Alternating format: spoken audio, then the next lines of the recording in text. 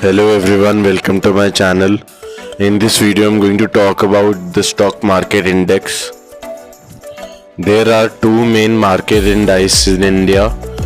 The S&P BSE Sensex representing the Bombay Stock Exchange and the CNX Nifty representing National Stock Exchange. S&P stands for Standard & Poor's, a global credit rating agency.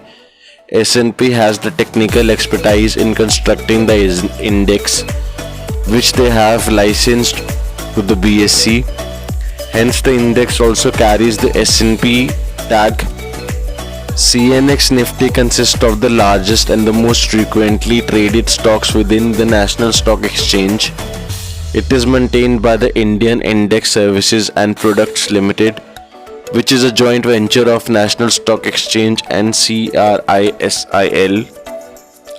An ideal index gives us the minute-by-minute reading on about how the market participants are in the future. The movements of these indexes reflect the changing expectations of the market participants. When the index goes up, it is because the market participants think the future will be better. And when the index drops, the participants revise the future. Now let's understand what are the practical uses of index. The index reflects the general market trend for a period of time. The index is a broad representation of the country's state's economy.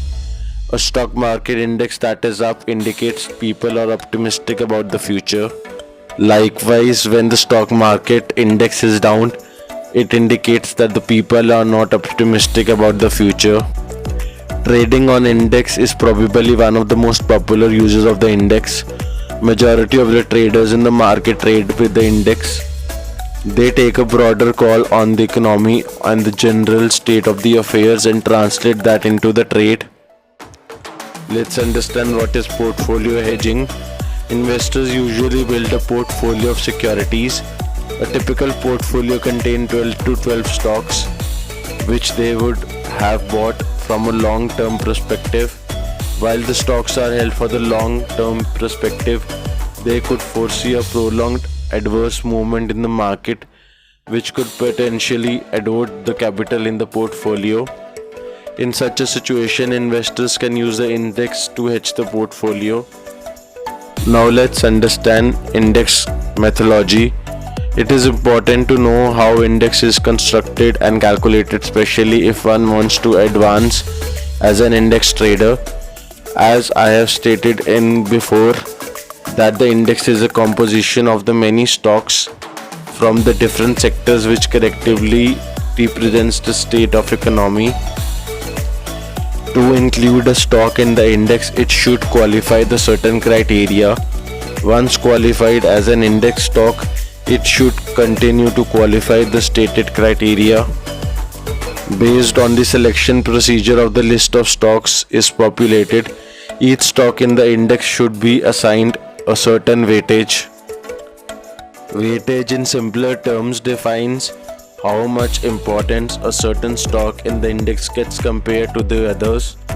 There are many ways to assign weights, but the Indian Stock Exchange follows a method of free float market capitalization. The weights are assigned based on the free float market capitalization.